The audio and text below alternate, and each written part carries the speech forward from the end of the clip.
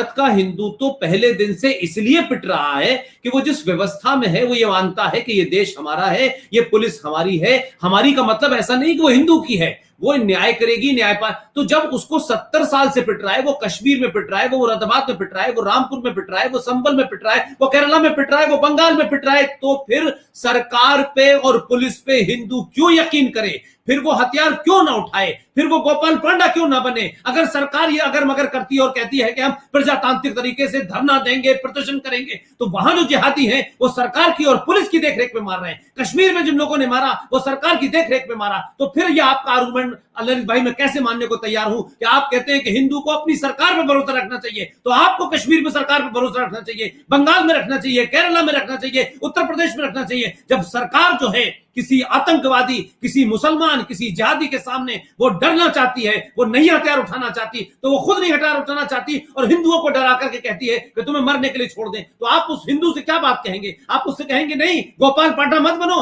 आप human right commission में जाओ, सरकार पुलिस पे जाओ, तो आप किसकी तरफ बात कर रहे हैं? दो बातों में कंट्राडिक्शन क्यों है ललित भाई? आप तो भुक्तभोगी हैं। आप सरकार से कहिए, सरकार उस सरकार से कहिए जो सरकार इस काम को करे, लेकिन जब सरकार छोड़ के भाग के आ जाती है और दिल्ली में कहती है हम प्रजातांत्रिक तरीके से लड़ेंगे, तो ये मैं समझता हूं सरकार के अंदर बैठे हुए लोग, जो ऊपर के दो लोग हैं, चाहे होम मिनिस्टर हो चाहे प्रधानमंत्री हो, उससे नीचे के लोग खेल कर रहे हैं। व्यवस्था में ऐसे लोग बैठे हुए हैं जो उन दोनों को बदनाम करने के लिए कर रहे हैं। तो हिंदुओं को हथियार उठाने से आप रोकेंगे और जिहादियों का हथियार जस्टिफाई है। दिल्ली में दंगा कर दो जस्टिफाई है, बंगलोर में दंगा कर दो जस्टिफाई है। जब उनके खिलाफ कुछ नहीं होता है तो फिर हिंदुओं को ये सबक तो दिया जाता है कि नहीं साहब आप हथियार मत उठाइए, आपकी सरकार है, आप भरोसा रखिए। तो 70 सालों से तो हिंदू भरोसा ही रखे हुआ है। हिंदू ने कब हथियार उठाए हैं? और हिंदू ने नहीं हथियार उठाए हैं, इसीलिए वो कायर हो रहा है, इसीलिए पिट रहा है, इसीलिए कश्मीर के अंदर लाखों हिंदू भाग के आया। आपकी बात दो तरफ है, आप इसको क्लियर कीजिए।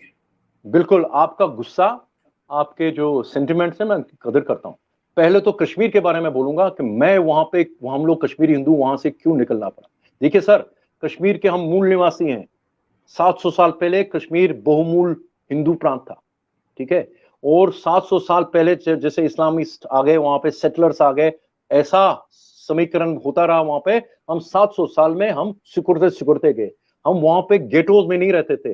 गेटोज माने जैसे एक इलाका है जी हिंदू का इलाका है, ऐसा नहीं था। पूरी कश्मीर वादी में थे, चाहे गांव के अंदर एक घर था, दो घर था, किसी मोहल्ले में 3 घर थे। तो मैं जब तक 1990 तक, जब तक मेरे पर फिजिकल असॉल्ट नहीं हुआ था, जब तक मेरी औरतों के ऊपर उंगली नहीं उठाई गई थी, तब तक मैं तिरंगा, चाहे मैं अकेला उस मोहल्ले में था, चाहे गांव में अकेला था, मैंने उस गांव के अंदर भगवान शिव के मंदिर के अंदर घंटी भी बजाई, बम बम बोले कि अमरनाथ यात्रा पूरे शहर से गुजरती थी। वो हम लोगों की वजह से अभी तो आती है, पुलिस की आर्मी के संरक्षण में आती है, लाल चौक से फिर वापस चली जाती है, वो पहलगाम की तरफ जाती। पूरे शहर के अंदर बम बम बोले के नारे लगते थे, क्योंकि हम लोग कश्मीरी हिंदुओं की वजह से था। आपको अभी तिरंगा जो चढ़ाना पड़ता है लाल किले के अंदर, पूरी रेजिमेंट आर्मी लगानी पड़ती है। मैं तिरंगा था, चलता फिरता वहां पे। लेकिन जब मेरे पे प्रहार हुआ AK-47 राइफल्स का, मेरे पास अगर AK-47 राइफल मिलती, सरकार की तरफ से मिलती, तो मैं उनको ज्यादा रेजिस्टेंस, मेरे कश्मीरी हिंदू, मेरा मतलब हम कश्मीरी हिंदू उन जिहादियों को ज्यादा बड़ी रेजिस्टेंस दे सकते थे, क्योंकि वो युद्ध की परिस्थिति थी। मुझे उनको देना, किसी भी टेरर जहां पे भी कॉन्फ्लिक्ट्स होते हैं, वहां पे काउंटर टेररिज्म के लिए लोकल पॉपुलेशन को आपने बढ़ाना जरूरी होता है। सरकार ने बहुत बड़ी गलती की, हमको वहां पे उन दरिंदों के हवाले छोड़ दिया, तो मुझे उस वक्त जान बचानी पड़ी। 100 घरों के बीच में एक घर नहीं लड़ सकता था सर। वो घर जो लोग, सुनिए अब मैं कलकत्ता आ रहा हूं। मैं आई एग्री। मैंने ये नहीं कहा, मैंने ललित भाई साफ साफ ये कहा है कि भारत का सनातनी हिंदू सरकार चुनता है और ये मानता है कि सरकार हमने चुनी है, तो सरकार को हम टैक्स देते हैं। सरकार की जिम्मेदारी है कि हमारी जान माल की रक्षा करे। हमने ये नहीं कहा कि हमको जब, लेकिन सरकार ने आपकी सुरक्षा नहीं की ना। अभी आ रहा हूं, सवाल ये है सर, जिहादियों का ये था टारगेट, मैं बता रहा हूं, जिहादियों का ये टारगेट था, जो कश्मीरी हिंदू बचे हुए हैं इनको यहां से निकाल दो, निकल गए तो हमारा यहां पे निजाम मुस्तफा आएगा। और हम लोगों ने ठान लिया था उन्होंने सोचा था कि 5-7 साल के अंदर ये चंद बचे हैं, 4-5 लोग 5 लाख हैं, हिंदुस्तान की धूल मिट्टी में खत्म हो जाएंगे, हमारा तो आधा निजाम मुसलमान तो इनके जाने से कायम हो गया। और ये 5-7 साल का हिंदुस्तान की सरकार झुक भी रही थी। आपको मालूम है ना, कोई भी दिल्ली के अंदर ऑडिटोरियम नहीं जहां से ललित अंबारदार को निकाला नहीं गया, बहुत बार पुलिस थाने में रखती थी, है ना। तो हमने वो डिफाई किया। पलायन के अंदर मैंने कश्मीर की, हम लोगों ने कश्मीर की आवाज जिंदा रखी। आज 130 करोड़ हिंदुस्तानी हमारे साथ है। जब हम 370 हटाने की बात करते थे, परिवार के लोग हम पे हंसते थे, अरे क्या बात करते हो, आज हटाना सर। तो वो जो मैं वहां कर सकता था, जिस परिस्थिति में था, तिरंगा छाती पे लेके घूम रहा था, किया। पलायन के अंदर मैंने उसी तिरंगे को बहाल करने के लिए हमने मेहनत की, हुआ, आपका समर्थन मिला। आज 130 करोड़ हिंदुस्तानी मेरे साथ है, मैं अकेला नहीं हूं, आप मेरे साथ। तो कलकत्ता के अंदर भी क्या हालत है सर, कलकत्ता के अंदर अभी हिंदुओं की मेजॉरिटी है, लेकिन वो ऑर्गेनाइज नहीं है, उनका मनोबल इतना टूटा हुआ है। आपने जिस सरकार, केंद्र सरकार के ऊपर मुझे 100 शिकायतें हैं, 101 शिकायतें हैं, लेकिन मैं बार बार बता रहा हूं, मैं नरेंद्र मोदी टारगेट है, ये टूल किट के अंतर्गत हो रहा है, ये भी उन्हीं के पर तोहमत लगाई जा रही है। देखो, तुम तो कलकत्ता के अंदर हिंदुओं को नहीं बचा पाए जिन्होंने तुम्हें वोट दिया, बाकी लोग क्या कर रहे हैं, मेरा होम मिनिस्टर क्या कर रहा है, बाकी जो होम मिनिस्ट्री है, मैं आपके चैनल पे भी, आपके सामने भी बोल चुका हूं, सरकारें बदलती है, लेकिन सरकार बदल गई, आपकी व्यवस्था, जो ब्यूरोक्रेसी नहीं बदली है, वो मानसिकता नहीं बदली है। आपके कई जो डिसीजन वहां होते हैं, तो इनको कहां मिलते हैं आपके प्रतिद्वंदी पार्टीज को, वो वहीं से लीक होते हैं। आपने जब ये जो क्या किया था, डिमोनेटाइजेशन किया था, वो सीक्रेट क्यों रखा था? क्योंकि आपको मालूम था आपके अंदर, व्यवस्था के अंदर लोग हैं जो उसको लीक करेंगे। वही हो रहा है वहां पे कलकत्ता में। तो मुझे लग रहा है कि नरेंद्र मोदी आइसोलेट और इंसुलेट हो गया ग्राउंड में क्या हो रहा है। नहीं तो मैं नहीं समझता हूं कि उनका, अगर उन तक मैं बार बार जो ट्वीट करता हूं, उनको टैग करता हूं, मुझे लग रहा पता नहीं उनकी जो कोर टीम है आसपास, क्या वो अंधे हो गए? क्या कोई चाहता है परिवार के अंदर कि नरेंद्र मोदी को अब जाना चाहिए? नरेंद्र मोदी को बार बार बता रहा हूं, पिछले कई सालों से बोल रहा हूं, नरेंद्र मोदी को किसी अपोजिशन पार्टी से कोई खतरा नहीं है।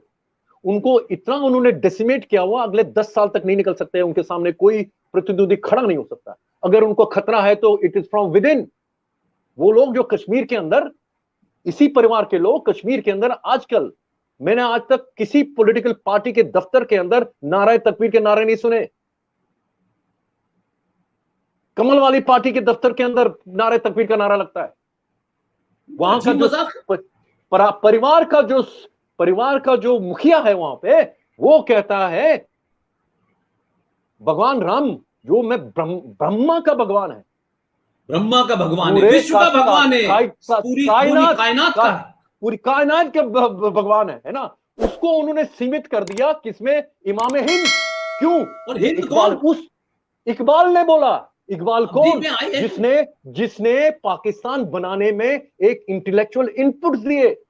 वो यूरोप, जिसका मिल्ली तराना पढ़िए ना सर, जिसका मिल्ली तराना पढ़ लीजिए, उसका असली चेहरा पता चल जाएगा इकबाल का। बिल्कुल, हाँ बिल्कुल। मैं उन लोगों की बात कर रहा हूं कि जो परिवार के अंदर हैं, जो हिंदुत्व गर्व से बोलिए, आप शर्म मत कीजिए, आप हिंदुत्व को नहीं मानते। हिंदुत्व के बारे में जो बोलते हैं, वो लोग अगर इकबाल को कोट करने लगे, जिसने हिंदुस्तान का बंटवारा किया, लाखों लोगों का कत्लेआम हुआ उस बंटवारे की वजह से, उसको कोट करते हो। आरएसएस के चीफ उसको कोट करते हैं, उनका शेर पढ़ते हैं अभी, जो उन्होंने बहुत बड़ा ये किया, और जिसमें उन्होंने शेर का मतलब नहीं पता। नहीं ललित भाई, शेर का मतलब नहीं पता यार। अगर तुम्हें उर्दू आती नहीं है तो बोलो मत ना यार। इमाम हिंद का मतलब, मैं वही कह रहा हूं, हिंद जो है एक मस्जिद है, उसका इमाम है राम। शर्म आनी चाहिए जो लोग ये बकवास करते हैं। बिल्कुल कह रहा हूं मैं, तो मैं जो कह रहा हूं, मैं परिवार की मानसिकता बता रही है। जो अखंड भारत की बात कर रहे हैं ना, अभी भी झंडे में दिखा रहे हैं, भाई जितना हमारे पास बचा हुआ है उसको तो अखंड रखें हम लोग। आप कितनी देर तक उनके तलवे चाटोगे? कितनी देर तक तलवे चाटोगे उनके? कब तक उनकी वफादारी खरीदते रहोगे? कब तक खरीदते रहोगे? वो कश्मीर में आपको मिला वहां पे, वो किसी भी तरीके से, तो हम लोग अड़े हुए हैं सर। जो इन्होंने पीडीपी के साथ जो समझौता किया हुआ था, अगर वो 4 साल हमकी जान नहीं खाते डिबेट्स के अंदर, सेमिनार्स के ऊपर, तो 2019 में ये रिजल्ट नहीं आने थे जो आए हैं, कि पूरा हिंदुस्तान उसके लिए क्रोधित था कि उन्होंने उस पाकिस्तान को जो हिजबुल मुजाहिदीन जो जमाती पार्टी जो अंग्रेजी नाम रखा हुआ पीडीपी, उनके साथ कैसे उन्होंने समझौता किया।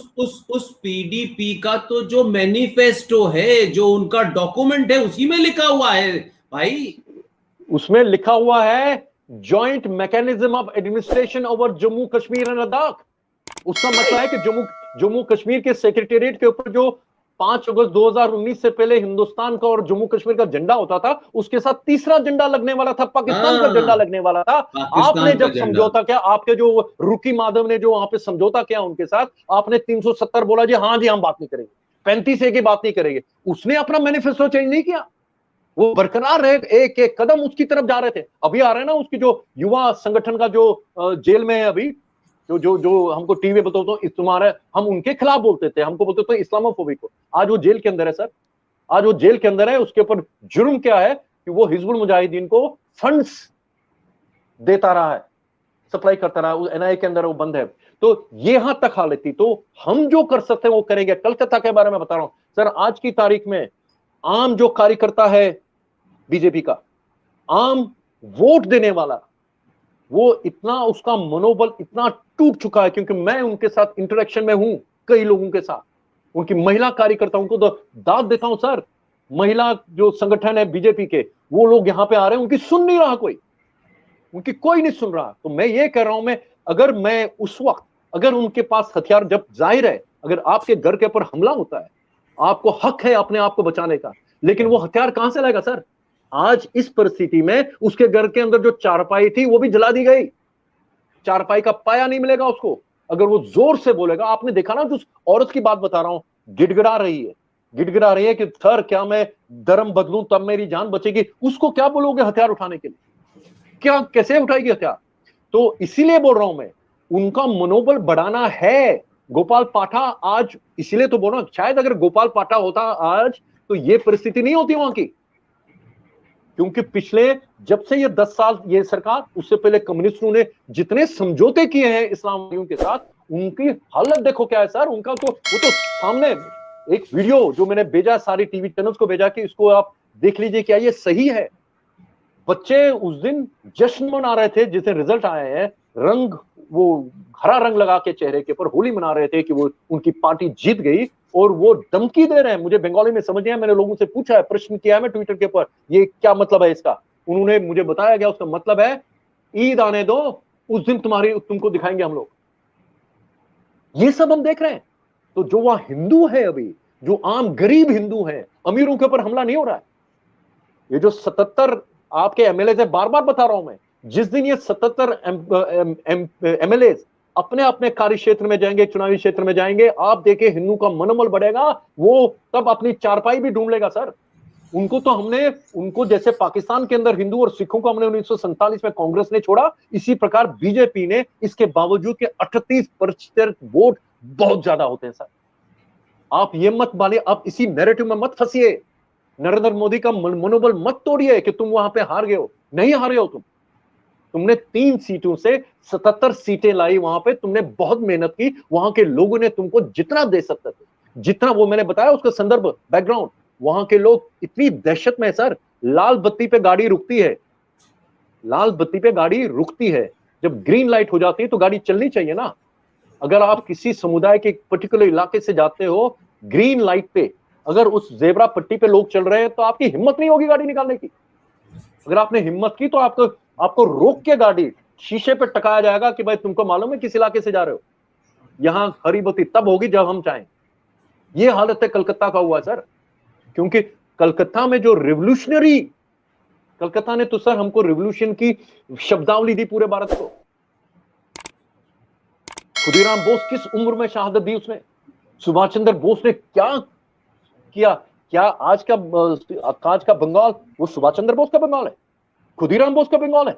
नहीं है, क्योंकि पिछले कम्युनिस्टों ने और उसके बाद ये जो 10 साल से वहां पे जो सरकारें हैं, इन्होंने वहां पे आम बंगाली का मनोबल इतना तोड़ के रखा हुआ। और हम सनातनी जो यहां बैठे, अभी तो पेंडेमिक है, मुझे बड़ा खेद हो रहा है, पेंडेमिक के चक्कर में हम घर में बैठे हुए। आज हमको वहां पे जंतर मंतर में खड़ा होना चाहिए था। इन जो दिल्ली के अंदर हमारी जो सरकार है, हमने पहले किया, अभी पिछले वाले वेव में हमें जरूरत पड़ी थी, हम निकले थे, लेकिन तब इतना महामारी नहीं थी। अभी बहुत ज्यादा महामारी है।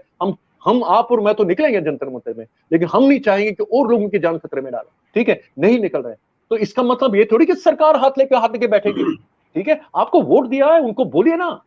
आपने जाके, अगर आज की तारीख में बोल रहा हूं, अभी अगर आज की तारीख में अमित शाह वहां जाते हैं उन लोगों का अभिनंदन करने के लिए कि तुमने हमको, फिर यही बोलना है तुमने हमको वोट दिया, तुम्हारी जान की रखवाली मुझे करनी है, किसको जरूरत पड़ेगी हथियार होने, मैसेज आएगा सर। और हो क्या रहा है, हमारे डिप्टी यूनियन मिनिस्टर वहां जाता है, उसकी कार पे हमला होता है, और शर्मनाक दृश्य था वो कार बैक करके सीधे भागाता है वहां से छोड़ के। ये है 303 की सरकार। क्या मैसेज दे रहे हो आप? तो इसका मतलब है, और किसी परिवार के किसी हेड ने नहीं बोला, जिसने एक ने बोला उसने भी वही बोला जो उसने जाके हमारे 9 वर्ष के ऊपर जो उन्होंने हमें संदेश दिया कि तुम्हारा पलायन अब रिवर्स हो रहा है। मेरे उस मंदिर के अंदर उन्होंने सर 9 वर्ष, ये चैत्र शुक्ल पक्ष प्रतिपदा के दिन हमारा 9 वर्ष, पूरे भारत के अंदर 9 वर्ष होता है ना, तो नवरेह जो बोलते हैं, वहां में जो मेरा मंदिर है श्रीनगर में, शीतलनाथ का मंदिर, वो खाली मंदिर नहीं है, वो मेरी पिछले कई वर्षों की आजादी के बाद से, तो खासकर बता रहा हूं, ये 47 के बाद की बात की बताओ, हिंदू रेजिस्टेंस का गढ़ है।